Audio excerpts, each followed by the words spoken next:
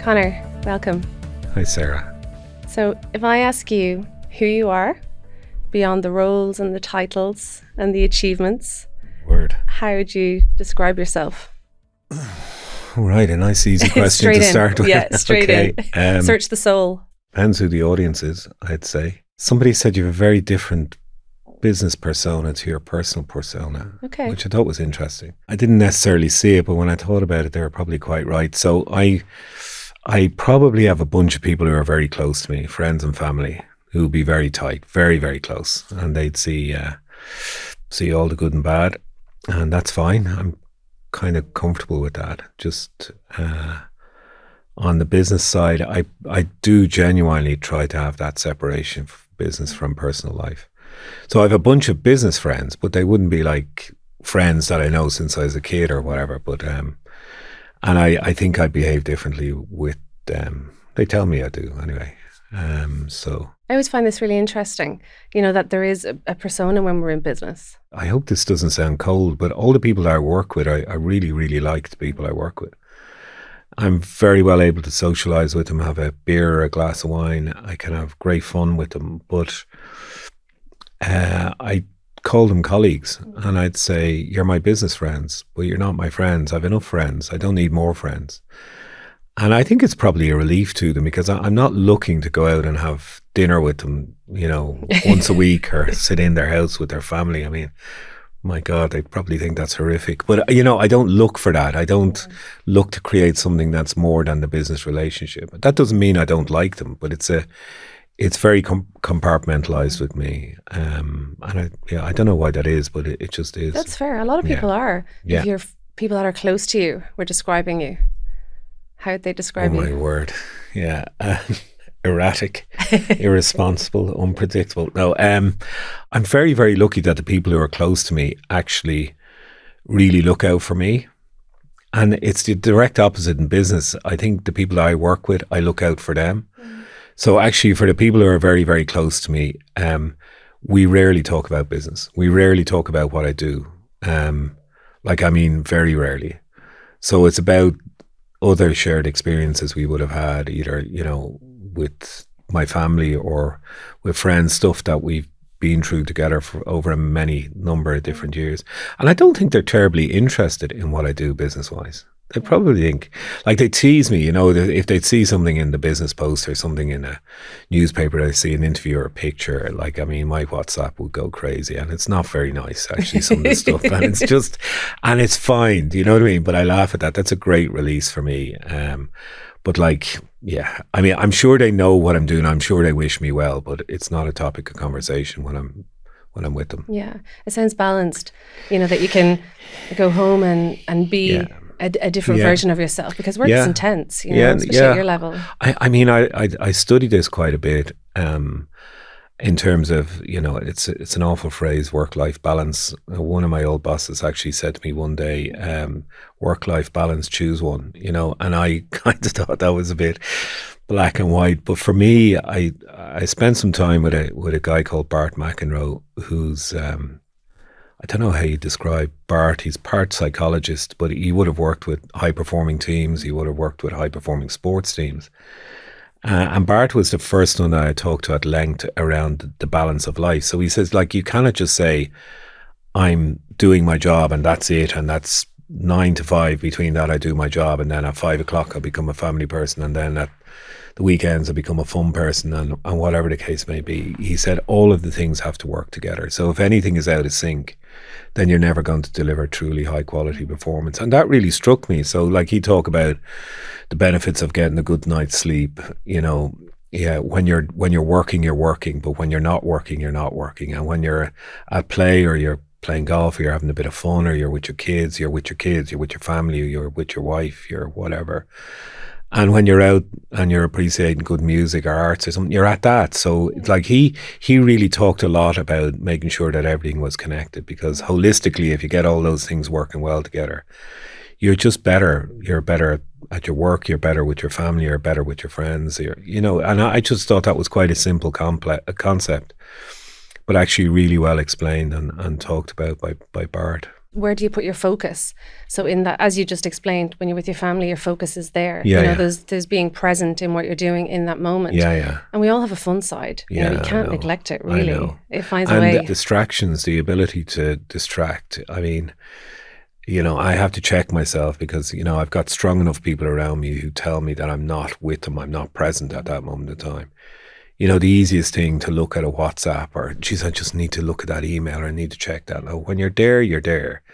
You know, when you're working, you're working. And it's still okay to say I need to do work at 9 o'clock or 10 o'clock at night or at 5 in the morning, or I need to take a bit of time during holidays to do a call or whatever. As long as you signal that and you're respectful and you say, look, I need to do that, it's important for me. But when you're present with that person outside of work, when you're present with your friend, I think it's a very selfish thing for you to do if you get distracted by work. You should be respectful towards the person you're with at that time. I think we can all do with a reminder of that, you know, especially in our relationships. Yeah, of course. And with our children. I have a 3-year-old and she's very quick to tell me if I'm not giving her the attention that she needs, you know, she calls me out. Yeah, they're good at that. I know. And obviously we've chatted, and there was one thing that sort of humoured me, but maybe not a humorous experience, is you described yourself as a bit of an oddball in school. Yeah, actually. And well, people will have all sorts of different images of what an oddball is.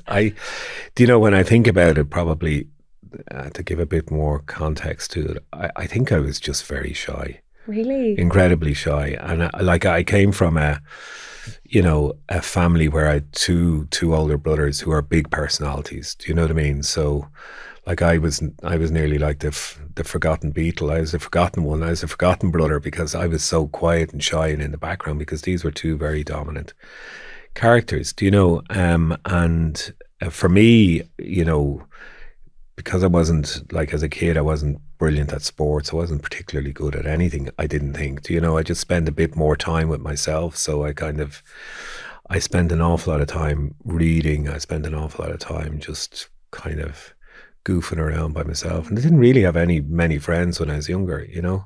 But actually, do you know what? In a funny sort of way, I was quite okay with that, you know. So, and then I bumped into this very exotic fellow who became a great pal of mine called Malachy Daly, who came from London, and this was in the late 70s, and Malachy, you know, at a time where Irish society was very dull and boring and very white, and you're 99% Catholic and 1% Protestant. Malachy was like from London, and he was a cool kid. Like, he was a dude, like an absolute dude. And me and him kind of hit it off quite early. And then later, other pals like Gordon and other people that we ended up hanging around with, we were all like a little bit different. We were a little bit on the edges of stuff. You know, not weird kids, but we were just a little bit unconventional. You found each other. We found each other, and they were great fun. And we, you know, spent a lot of those early years, teenage years, in Mount Temple Disco, which, of course, Mount Temple was like the coolest school in Dublin. That's where U2 all came from. And it was a non-denominational school, which was really different at the time. Really different. And it was like a hotbed of stuff. You'd have punks and new romantics and ska and mods, everything going on. Like that time in the late 70s into the 80s, where music was amazing and unbelievable, from the Sex Pistols all the way through, you know, ending up with Human League and Joy Division and all the, you know, that kind of place where we were. That's the time, I think, where I probably came out of myself a little bit, you know. But I hung around with some great weirdos. I love that. They're hilarious people, brilliant people. You probably have a diverse group of friends now as a result. Yeah, and absolutely, and a diverse range of interests because of that. Because they're all super bright and super cool, but interested in stuff that maybe mainstream wasn't interested in, and I always smile when I think about that. That definitely was the stuff that took me out of my shyness, because you know. It was just great. It was just great fun. Yeah, great fun. And you grew up in Clontarf, and what was it like growing up, and what did your family and growing up with two older brothers and living in that, you know, pressure? Well, and an older sister. And an older sister. It was four of you. Okay. Oh, she's the boss. Okay. What did that teach you about pressure and resilience? We were just a pretty normal family. Do you know? I mean, we're actually, I think my kids are probably fourth generation now living in Clontarf. My grandmother lived across on the Bull Wall, just in the houses at the end of Wooden Bridge, which is an amazing place, actually. We used to spend a lot of time as kids over there. It's now UNESCO Biosphere. It's a protected nature reserve. It's an unbelievable place on our doorstep, and it was a very cool place to hang out in. And but my mother and father, just very normal, decent people. My father worked, had a job. He actually worked in insurance, which is by quirk of fate. I think they were lucky to get the house when they did in Clontarf before everything got a bit crazy price wise, but they worked really hard, and particularly, my dad and then my mother, who actually took on two jobs to kind of get the money together to get me through college, which was big, yeah, a big sacrifice for her, because I was the first in the family to go to college.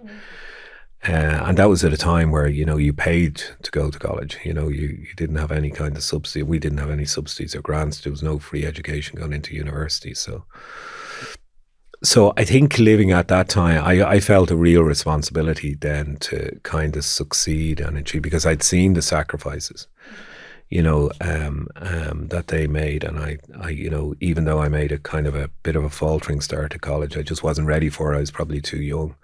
I just knew I couldn't fail in it. Actually, I had to succeed. So, yeah, but a great place to live in, but just very normal, very ordinary, very typical of a Dublin family in the 80s, sort of, I would say. Bit of drive instilled into you, though, seeing what, your parents, how hard they had to work to, wasn't just handed to you. Yeah. Similar to my own upbringing, it wasn't just handed. Like you had to work for it. And it does create something, Yeah. And for sure, I mean, I reflected on this when I met some pals then that I made in college, and when I graduated in 1988, and I hope this stat is right, but I think there was 64, 65 in my class, and only one of them stayed at home to get a job. And this is from the degree in communications. I think everybody else emigrated, which was extraordinary, and you think about that time in Ireland, which was fairly bleak economically, having to go abroad to kind of, establish yourself, because I had no connections. I had certainly no connections. My family had no connections in the media industry, which is what I wanted to work in. We had no broader connections, and Ireland still was very much about not what you knew, but who you knew. That's how you got the jobs. And for me, then it just meant that I really had to start from scratch. Most of us in college at that time ended up working in McDonald's or kind of any fast food outlets. I think there was one great picture behind the wall in McDonald's in O'Connell Street, and I think it was a picture of all the staff that were working on a Tuesday night. And I think there was one doctor, there was kind of 4 kind of degree holders, 2 MBA holders. Wow. And these are the people serving you your burgers on Tuesday night. And it's just because there weren't any jobs. Actually, that's where I met Claire as well. We were at McDonald's Romance. So okay, over the chicken nuggets. I know, exactly. I did a stint in McDonald's as well when I was in college. Look, do you know what? It was hilarious. It was fun. Great fun, and it was like all young kids, and actually, funny enough, I know this sounds bizarre, but like I was really interested in how that business ran. I mean, what a machine. I mean, that was a sensational business. And it had process and procedures for everything, and was really focused on kind of cleanliness and hygiene and all of that stuff. But it was like the way it worked, and everybody knew their job, and everybody was trained within an inch of their lives. And I mean, I have to say, it was a very impressive business. I'm sure it still is, yeah. Yeah, and you took an interest like in business from that young. Yeah, just watching. I was always curious about how things worked, and how you can get a Big Mac from the minute you put it on the grill out to the customer 3 minutes 37 seconds later, whatever it was. I don't know. I always found that amazing, which is probably why I ended up working for a Swiss company, because they're precise and into details and time and all that sort of stuff. But my mind was, I think, from education, like my mind was quite mathematical and analytical. So, I would have studied, applied maths, physics, honours maths, all that sort of stuff. I was quite numerical. So I kind of had that brain where I was just interested in how things actually worked. Yeah, structure. Structure, yeah. And when you first started working in the insurance industry, it was, kind of nearly opportunistic when you met Patrick at a pitch. Oh yeah, my God. I mean, I actually still smile at that because Patrick went on to become a really good friend of mine. He actually promoted me 3 times when I was in Zurich. I think it was 3 anyway. But it was just by pure chance. I was, somebody asked me about this, and they're saying, do you believe in crossroads in life? You go left or you go right? I mean, that was most definitely a crossroads moment where I was about to go left. And I was pitching, I think, for some marketing or sponsorship with Eagle Star, as they were at the time. It was probably linked to something I was doing with the Chambers of Commerce. And I remember doing the pitch, and I must have done okay because the marketing director, a guy called Kieran Murphy, great guy, said to me afterwards, he said, can we have a cup of coffee? I said, sure. And he said to me, look, did you ever think of working in insurance? And I said, I can safely say I've never thought of working in insurance. And I didn't take it that seriously. And we ended up having a few conversations, and I suddenly found myself in a process. And I was in this process, and it was a very detailed process. There was 4 or 5 different stages, interviews, psychometric profiling, all of this sort of stuff. And I must have done okay. I think I did okay because I got to the final kind of round, and I think I did okay because I was so relaxed, because I actually never thought this was going to happen. Not for a second. And I remember as I was saying to my wife when I was at home, I said, yeah, no, I still want to do this other thing. And she was going, well, you should probably pay attention to this. They look like a good company. And I said, maybe I should. And I remember meeting Patrick, and I don't know what it was with Patrick. I mean, he's so a brilliant businessman, but like very unconventional in certain ways. And we kind of just clicked a little bit. And I think it was along the lines of, look, Patrick, I know you've got another option here, so I'm cool if you go with the other option, the more established one. I know nothing about insurance. And he said, oh yeah, we know you know nothing about insurance. And I said, oh, thank God for that. And he said, but we still want to hire you. And I said, why do you want to hire me? And he said, in a less polite way than this, he said, look, I have 400 people who all think the same way. I just need somebody who thinks a little bit differently. And I remember thinking, actually, that's quite cool. That's really quite cool.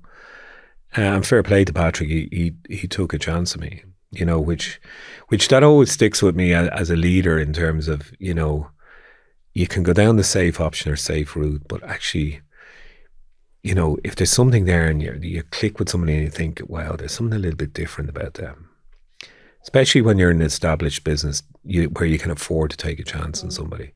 I think often the really brave business decision is actually taking a chance on somebody and saying, do you know what, I like the look of you. You mightn't know an awful lot about this industry, but you've got attitude, you've got intelligence, you've got grip, you can see things. You're going to give me a different perspective. You're going to give me a different view.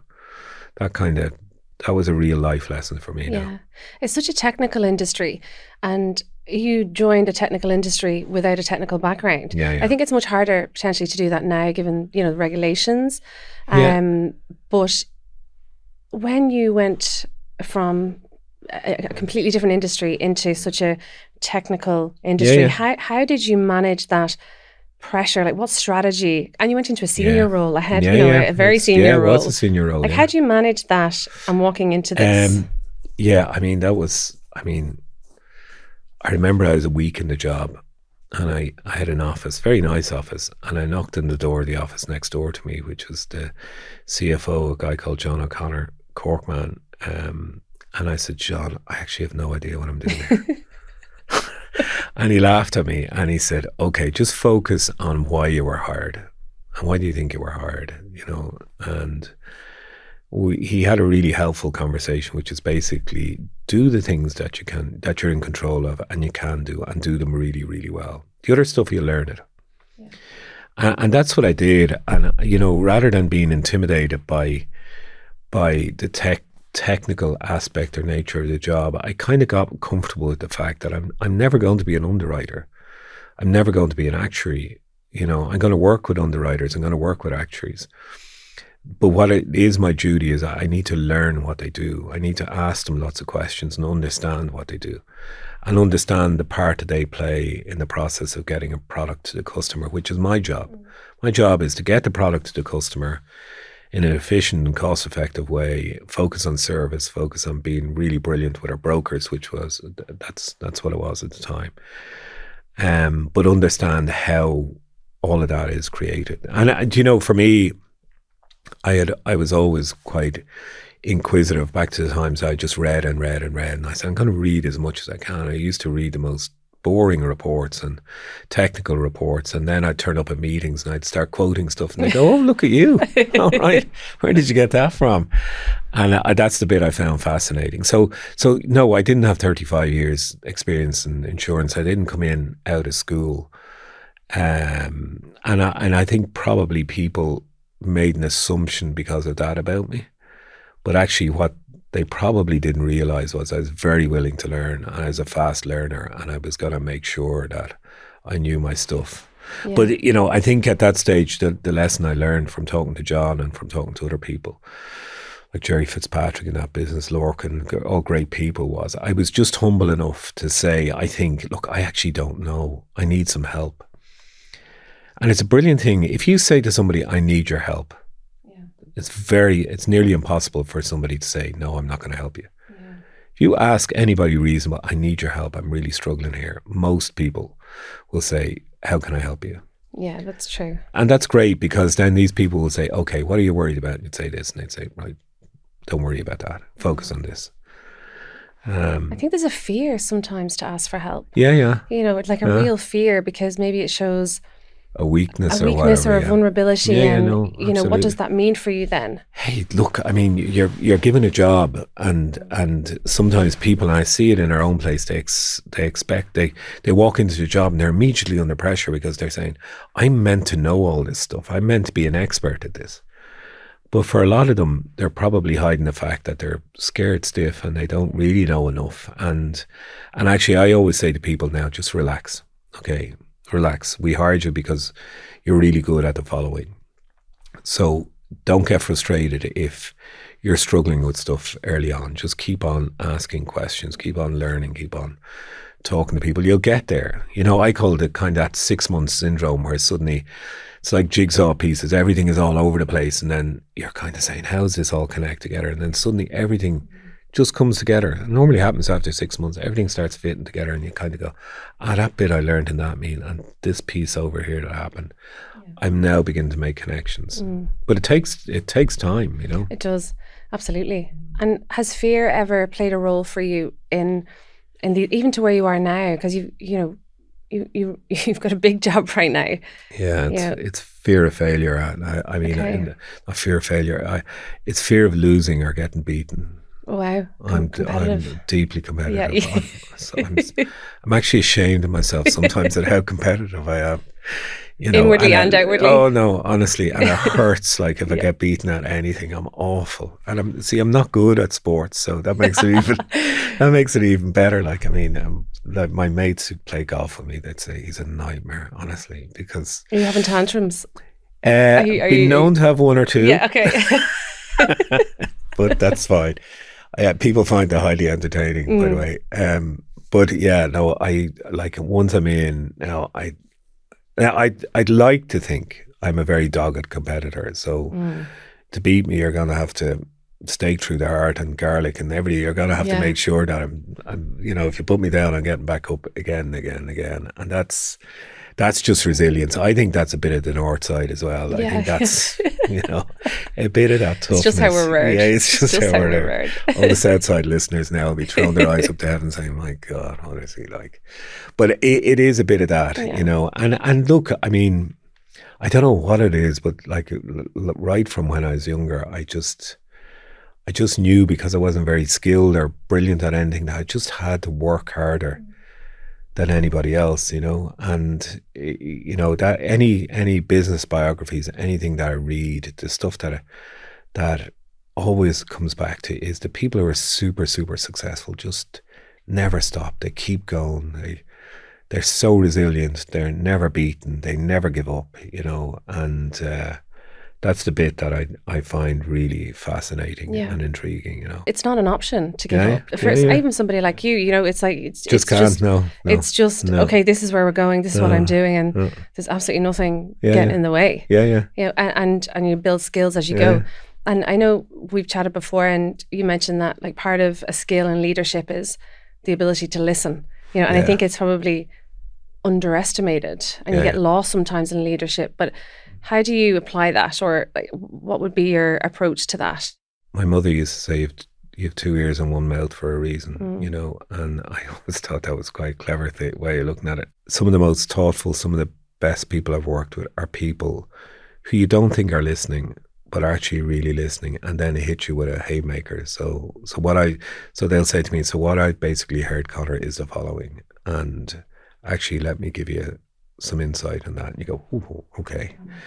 Now, I've been super lucky with people like that who've been great listeners and have taught me how to listen, you know, and right back to one of the first guys I met, brilliant guy, Pat Delaney, who was director of the Small Firms Association, went on to be director of segments and sectors in IBEC.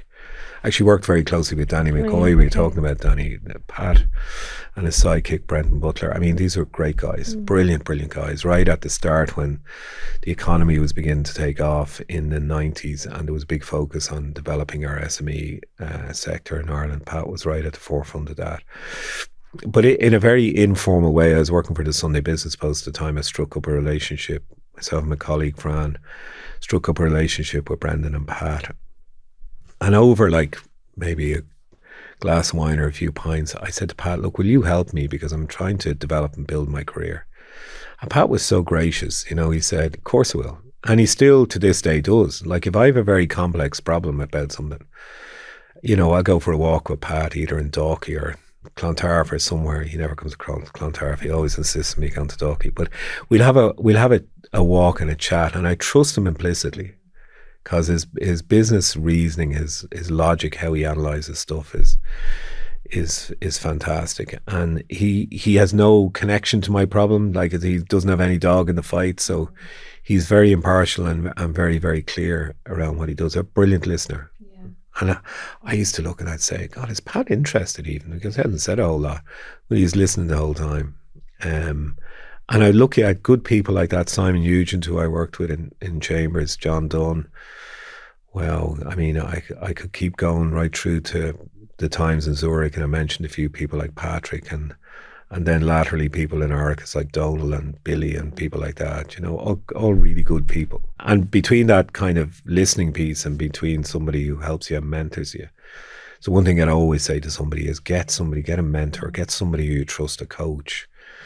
You know, so I've worked with loads. I've worked with Bart McEnroe. I mentioned Tara Nolan, who's an amazing coach. Tara's superb. Tara does some great podcasts and leadership. She's really, really good. And they've all added something different or helped me at different stages of my career. Do you continuously work with a coach? Like, is that something that you maintain? You know, I think I got much better at being able to understand and being accepting of the fact that I actually don't know as much as I think I might know. And actually there's people who are brighter than me who are going to help me solve problems. That was a big breakthrough moment for me, because for my first CEO role in the Irish business for Zurich between 14 and 16, I actually thought I had to know everything. And I was far too controlling and far too micro about stuff. But then as I got further on, I worked with these people. They started saying, look, you know, think about things a little bit more broadly. Again, Bart was one who talked about collective consciousness. So Bart would say, you know, rather than looking at something from one particular angle as you see it right now, it's better to have people who are looking at it from lots of different angles with different experiences and different skills, because they look at the problem in a different way. And if you hear and listen to what they're saying, so you can say, I'm seeing this, I think this is the problem. But Sarah might say, actually, I'm not sure. I'm kind of seeing it this way, and this is what I'm seeing. And you go, oh, actually, I didn't think about that. Actually, she's right, yeah, 100%. And then this is not consensus management. There's nothing. Sometimes people say, oh, it's a bit soft or whatever. It's not. It's actually being respectful enough of the people around the table that work with you and hiring great people. and then allowing them to give you their opinion and listening to that and then triangulating everything, you get a much more holistic view of what the issue or the problem is. And you're likely to make better decisions as a result of that. What do you think the cost of not having a mentor is for somebody, you know, at your level, or even people on the way upwards? I think you get limited in terms of how far you're going to go in your career. So you've just answered my question, a personal question for me. Yeah. I need a mentor. No, and sorry, I mean, I think it's limiting. Yeah. Because no human can know everything, you know, and it's actually the people who say, do you know what, actually, I don't need your opinion. It's fine. I'm making this decision. I know what I'm doing here.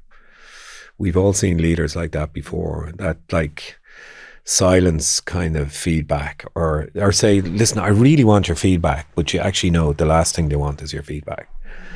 They're probably reading from a management manual or whatever the case may be, but actually they're the ones who get to a certain level and don't go any further, because really big and good companies and developing companies, and we talked about unicorns and everything else like that, they need something more than that. They need somebody who's a very, I think, you know, who takes inputs from everywhere and is actually, whether it's people around their table that they work with, or stuff that they read, or stuff that they experience, that they bring all that to bear on the business. Like, actually, a theme of people that I've interviewed is mentorship. Yeah. Coaches, like, you know, along the way, I have a friend who has a startup, and he has, at one point he had 3 mentors, and they all offered something different. Of course. When you are appointing your senior leadership team, what sort of characteristics do you look out for? What's important to you? Number one, and the most important thing, is that they're good people. It's funny, David Ross, who I work very closely with in the Ardonagh Group, he has a phrase for it, and he'd say no, and the word can't be used on this in our business, please. And if we can avoid hiring them, great. It sounds so simple, but you know, I think probably what I try to do is I try to set a sense of who we are and what we're trying to achieve, and the non-negotiables, the stuff that you're just not going to negotiate on. And those non-negotiables are mostly behavior based. So if you see people behaving in a certain way, but you excuse them because they're a great producer, they produce lots of revenue, or they're a superstar performer, but actually they come back in the office and they're incredibly rude to the people they work with, or are bullies, or are misogynists, or are sexist, or are racist, or whatever. I just, it doesn't matter how much revenue they're producing. I just say, no, you can't work here. Because it's really important for me, as in who we are, you know, and how we treat each other, and treating each other with dignity and respect. And you know, that's not just a recent thing, that like, you know, I think that's always been there in great businesses, that people feel part of something that's bigger than a business. You know, I always used to say, you know, when I was CEO of Arcus, you know, I said, look, when people ask you what you do, when you're having dinner with somebody, or you're out having drinks with somebody, and they'd say, what do you do, rather than kind of muffling, I work in insurance, or I work for Arcus, I want you to be able to say, I work for a very cool company that does this. You know, for example, one of the biggest moments and the proudest moment of my time in Arcus was the fact that we worked closely with the Cancer Fund for Children to help, and we're in the middle of, right at the starting stages of building a cancer respite care home in Cong in Mayo. Now that was every member of staff in Arcus, every member, backed by the Ardonagh Group, who are amazing owners of the Arcus business. And you know, we raised a few million for that, and it was, you know, walking across Ireland. Rory Best led the walk. And I mean, somebody said to me, you've got to have purpose in the business. That was our purpose. You know, everybody in the business just turned to that. Amazing. Because then people were able to go home and say, when they're having a pint with somebody, you know, I work for a really cool company that's helping to build a cancer respite care home for children in Ireland. As I always say, those two words, cancer and children, should never be in the same sentence. Yeah, it just sinks your heart. Yeah, it does. But I mean, that was amazing. You know, and I think when you have that as a purpose and you have a set of behaviors and standards in your business that are non-negotiable. And I learned that from a long time back. That just don't compromise in those. And the minute you see somebody taking advantage of that or undermining their colleagues or behaving badly, as a leader, it's your duty to have a conversation to say, no, that's not cool. Yeah. That's really not cool. And it's not going to work here. So maybe you should seek happiness somewhere else. And how do you ensure, in a large business, how do you ensure that that trickles down? Because there's probably 3 layers to get to, you know, with direct contact with you and what you stand for. Yeah. And then there's, I don't know how many layers, you know, how do you get that and through? In a big organization as Arcus became, I don't know, Joey, the CEO, would know this number, I don't, but probably 700 people now in 14 locations around Ireland. I think it's constantly messaging that, and then it's all very fine saying it, but living it at the same time. You know, I used to talk about this an awful lot when we were doing our town halls or when I was talking to staff, and I used to also try and ensure that I talk to as many of the new people coming into the business. So people who are in induction, I'd rock up and I'd say, "How are you? I'm Conor, and this is how we do things around here." So people know from day one what's acceptable or what's not. And most reasonable people will go, "Do you know what? Actually, I'm fine with that." We had a couple of instances early in my days in Arcus, I obviously won't go into the detail with them, where I knew staff were looking at me because they knew the behaviours of a couple of individuals were not cool. But they got away with some stuff, and they were looking at me now as the CEO to say, "Are you actually," they weren't asking me directly, but they were looking at me saying, "Are you going to do something about this?" And I did. And the staff went, "Okay, he's not just saying it now, he's making sure that himself and this management team are taking that seriously." And you know, like I always say, you know, people, it doesn't matter what role they're doing in the organisation, everybody's coming to work to try and do their best every day. You know, they want to come in, they want to enjoy their job, they want to try and make a contribution. They've got the same problems and stuff going on in their life as everybody else. They've got mortgages to pay, sometimes they'll have kids that are sick, they'll have financial challenges, they'll have, you know, the car needs to get insured or whatever, the car needs new tyres, all that sort of stuff. So they've got all of that going on. So when they're in the workplace, they should feel that it's a safe place, they feel respected, they feel valued. I mean, these are just basic things. And if you do those basic things well and you communicate with people and they know you're genuine, you get it back in spades.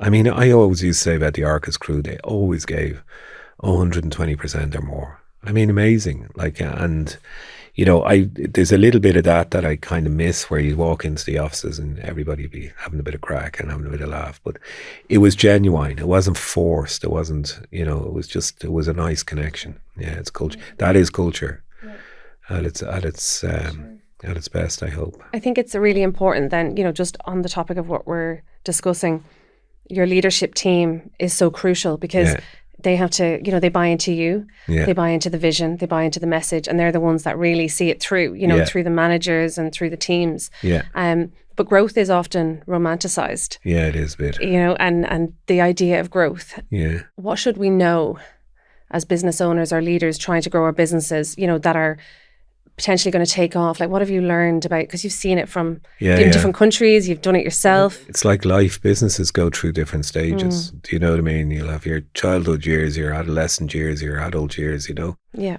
Businesses go through those phases as well. And the bit that I learned is that you constantly have to be kind of evolving or changing. And that sometimes means as well changing your management team.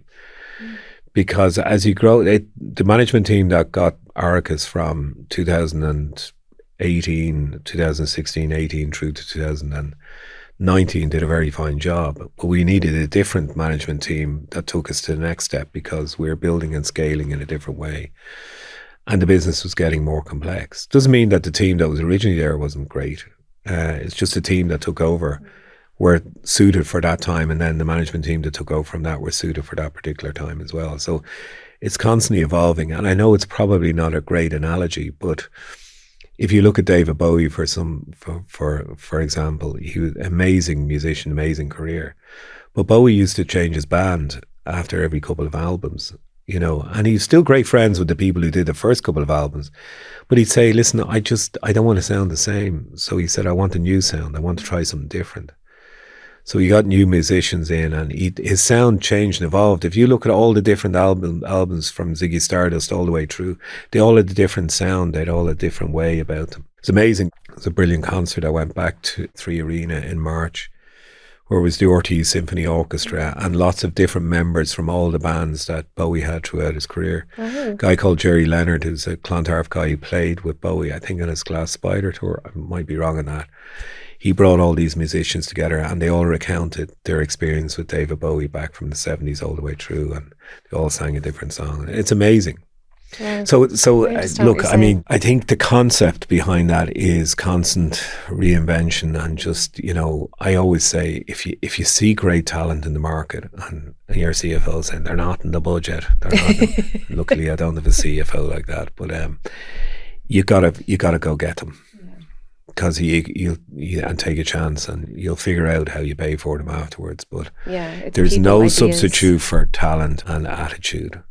I mean, if you get talent and attitude, you can teach everything else. Yeah, and that's really the fundamentals. You know, even outside of strategy and planning, it's the execution, it's the people you surround yourself with. Yeah, it's identifying. For sure. Yeah, okay, for sure. Yeah, and was there a point that you can identify when Arcus became, you know, started to turn and become the business that it is today? Like, is there a period in time? I mean, like I was talking to our investors. We've US investors in Ardonagh, and our newest investors is getting to know us as well. And it's you know, Arcus, they'd look at Arcus and say, that's a great business. And, you know, you can get it wrapped up in a nice romantic story that it was always great, but it wasn't actually. Do you know, I mean, there was so many challenges in Arcus. I mean, Donald Cronin built an unbelievable business, and I was very kind of honoured that he asked me to take over as CEO in 2018. Arcus were a customer of mine when I was in Zurich, and I just thought, wow, they're very innovative. You know, the way they thought about affinity schemes and products in the SME sector, you know, a sector that most larger corporate brokers weren't talked about getting at, but didn't really get at. SME is Ireland, is the Irish economy, and Donald built products and schemes and arrangements for a lot of these kind of organisations, and it was a really clever, innovative piece. But when I took over, this is a business that was scaling very, very quickly through acquisition, and it was like you're flying the plane and building it at the same time. So there was quite a lot to do, and there was things that were wrong in the business. Like if there was 4 or 5 parts of the business, I was probably happy with one of them, and there was 4 of them that were kind of not quite hitting their straps, and there was one part of the business that we were really quite worried about, and actually that was the wholesale part of our business. And then we made a great hire in Celine Green, actually, who came on board to run that. Celine's amazing, and that kind of helped to sort that, you know, after we stabilized it for a period of time. You're saying to yourself, there's quite a bit to do here. You've got to dig in. You've got to have fundamental belief that you've got the right strategy and plan. So it wasn't winging a prayer stuff. We analysed this. We looked at all the data in front of us, and we actually put really detailed plans in place, and we stuck to them, and we were very focused on execution. And as we started getting things sorted, so building on a brilliant business that was already there, which we were very lucky to have, actually taking it to the next phase through that investment and good planning. That was really the point at which we started Arcus. Arcus started going into a kind of a different league in terms of its growth and ambition. And you spoke before about obsessing over delivery and execution, and even from your Zurich days, obsessing over that ahead of trying to understand what competitors are doing. Is that an ethos? Yeah, and it's kind of a learned ethos as well. So again, you know, just reading business biographies. I mean, the best 3 I've read, actually 2 of them by Matt Cooper, one on Michael O'Leary and one on the late Sir Anthony O'Reilly. Amazing people, both of those, but both very different in how they went about building businesses. I mean, O'Leary, and I'm not going to paraphrase what Matt Cooper said, but O'Leary was just a guy who who went and learned from the best. And he just spent time and learned and said, how do you do that? How do you do this? How do you do that? And he took it back to Ryanair and did all the things he did in Ryanair. And it was amazing. Like, I have a massive respect for that guy. Actually, I saw an interview with him the other day where he's talking about 99.9% of his passengers, you know, comply by the baggage rules, which is the one that you fit in the scale. And he said, but it's the 0.1% that don't, and they're the ones that are creating most noise, and I actually don't need them. The rules are the rules. I'm not changing for you. And he was so funny. I don't think he was meaning to be funny, but he's so funny when he was talking about it. But he obsessed around detail. And that's my interpretation of what I read about him. And he was brilliant around detail. And he got to the root cause of issues and problems. And similarly, Anthony O'Reilly's the same. Steve Jobs is the same, another great book. Now Steve Jobs, like, you know, how he did stuff, I probably have a question mark over, or how he behaved with people, but how he actually built Apple and took the ideas of people like Steve Wozniak and all of those guys. I mean, he absolutely obsessed on detail. So the one bit where I am quite obsessive is, you know, I remember coming into Arcus and people would say, anecdotally, we hear the following. And I go, anecdotal, that's bullshit, basically. So I need to see it in facts and figures, which is probably my analytical mind. I need to see the data. And a great CFO, still the CFO, John, who was brilliant around data as well and analysis. And I'd always say, we've got to stop treating the symptoms of the problem.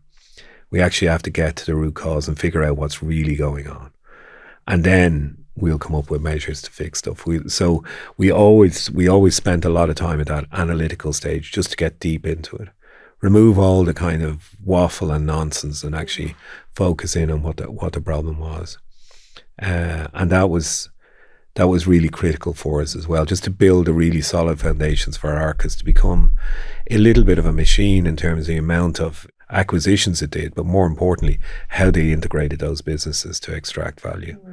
I mean, that's extraordinary, you know. And again, we would have looked at great businesses as well, Irish businesses like CRH and Grafton Group and all of these, you know, who are forerunners in this stuff. And we kind of tried to learn and see how did they do stuff, how did they integrate, you know, big international companies like Kerry Group, when they did acquisitions. I can always be fascinated about that.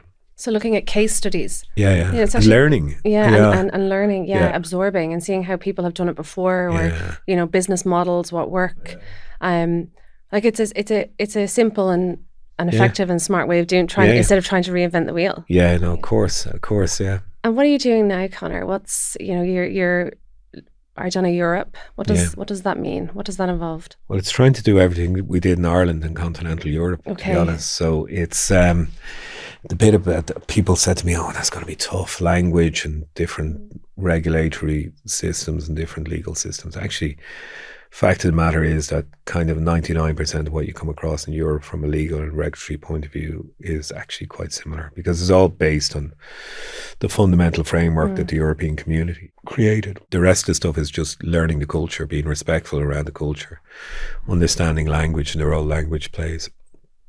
And we've different, you know, the team is made up. We've native Italian speakers, Swiss German, Spanish. You know, we have it all going on in there. And it's just trying to find a business. In the first case, of trying to find something that looked like Arcus in these countries. And we've been very lucky. We've bought 4 fabulous businesses in the Netherlands. We bought a brilliant business in Switzerland and Austria called Assay Pro. We've bought a couple of beautiful businesses in Italy, Medias down in Pescara in the Abruzzo region, and Mansuti, a lovely corporate broker in Milano. Bought a great reinsurance business in Greece called SRS, and I mean, that's a fabulous place. I mean, Greece is, if you haven't been to Athens recently, Greece is booming, you know, and big influence of European money.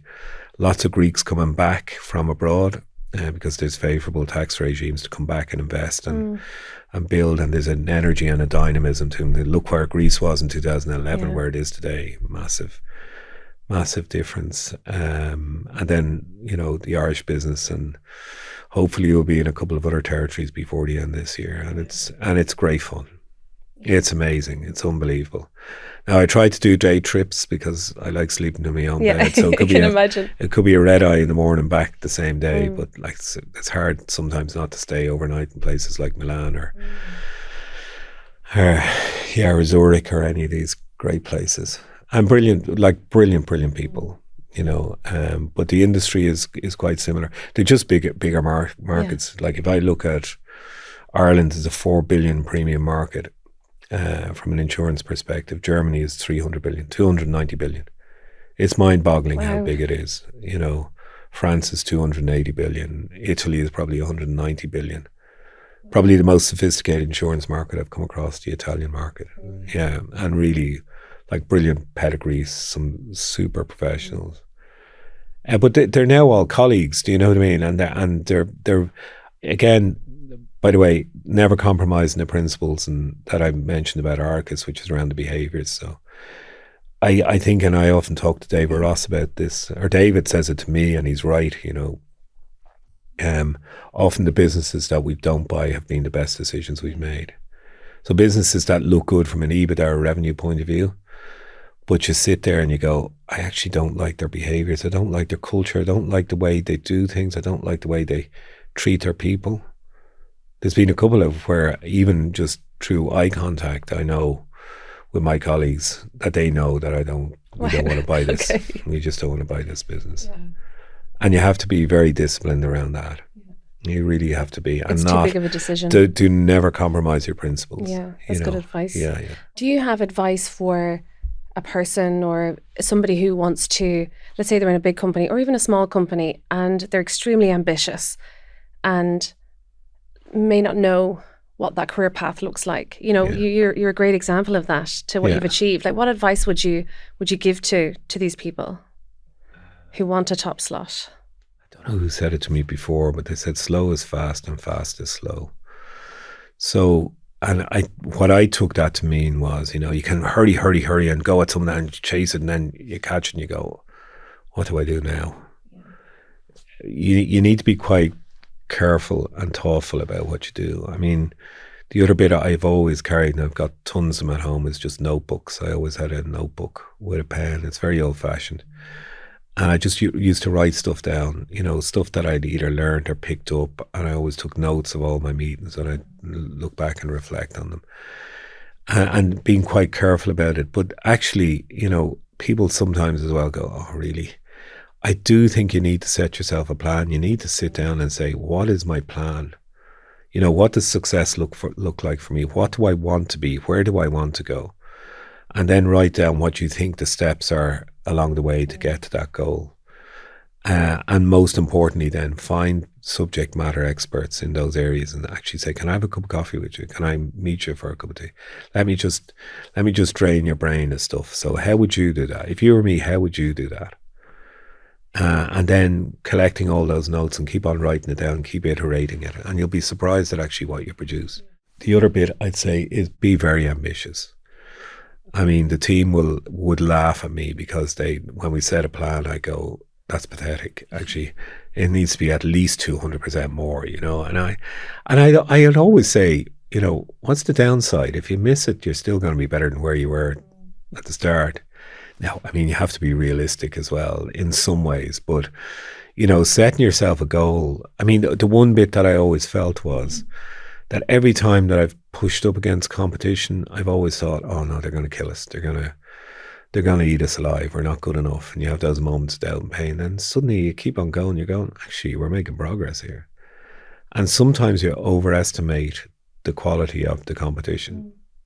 Because actually, if you have good enough ideas, if you have a very good strategy and plan, and you're prepared to work harder than everybody else, you have every chance that you're going to succeed. But you're not going to do it unless you really commit to it and work really, really hard.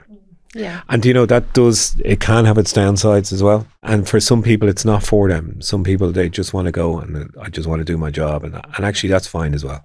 Absolutely. It's not for everybody. No, it's not. And you put it exactly. What is your version of success? What does that look like? You know, and some people want to reach a C-suite, or some people want to reach a salary, you know, irrespective of what the role is. Yeah. So people have different goals. but it is solid advice. Thank you. And not at all. 3 fun questions to wrap up the interview. Oh dear, okay, right. Yeah. So this is a different side of your analytical brain. This is your creative brain. Okay. If you were on a desert island, what 3 items would you bring? Oh, good Lord, Jesus. And you're alone. I definitely take a copy of The Bends by Radiohead, Okay. which is one of the greatest albums of all time. Now, that or OK Computer, or I definitely take that. You see, a bottle of wine, I'd be through that by the afternoon. Do you know what I mean? Grapes. Yeah, we bring grapes and fertilizer. Yeah, I mean, a couple of box sets. I'd go back and I watch the box set of Lost or Succession. Or Breaking Bad. Yeah. Oh, well, yeah. You could watch The Sopranos. You could do all them all over again. I'd definitely do that. Yeah, that sounds fun. Yeah, and I'd have a ton of books with me as well, for sure, yeah. And if you're having a dinner party, who would you invite? 3 guests. Oh, 3 guests, right. Well, it'd have to be somebody from music, so it probably would be anybody from Robert Plant, Led Zeppelin, I'd say, be fascinating, or Jimmy Page. Joshua Homme from Queens of the Stone Age. I'd say he'd be highly entertaining. Eddie Vedder from Pearl Jam, the original grunge man. Kurt Cobain, if he's still alive. But this dinner party is going on for 3 days. Yeah. No, I'd certainly, I mean, genuinely, when I read Tony O'Reilly's story, I was amazed by that, at what he was achieving at 26 years of age. All genius, poor man, Lord have mercy on him. But I mean, a great Irish businessman, a great Irish patriot. Michael O'Leary definitely would be fun. I'd say he'd be great crack. Who else would I have? Sports people. Oh, it could be anybody. Do you know what I mean? Like, I'm a big Dubs fan. 6 in a row was the greatest ever. And Jim Gavin would be fun. Any of that team. Okay. Michael Dar McCauley, Bernard Brogan, Paul Flynn, all high achievers in their own way. Brilliant. You're going to have to rent a banquet hall. hall. Brilliant people. Alex Ferguson at Manchester United. They're all there. They're all there. Yeah, they're all there. And last question. What was the last book you read or podcast you listened to? Podcast Mario Rosenstock, who did a brilliant interview with Fintan O'Toole. The book I'm reading as a result of that is We Don't Know Ourselves, which is Fintan O'Toole's new book, which is about history from the time he was born, 1958 in Ireland through today. It's a cracker of a read. Actually, Matthew McConaughey's book called Green Lights, and it's just a set of simple stories from his life. And he narrates it himself. If you got Audible, hilarious. I mean, he's a super bright guy, as well as being a very handsome actor. He's a great guy. I'll take that recommendation. Oh, brilliant book, yeah. Thank you. No problem, Thank you so Sarah. much.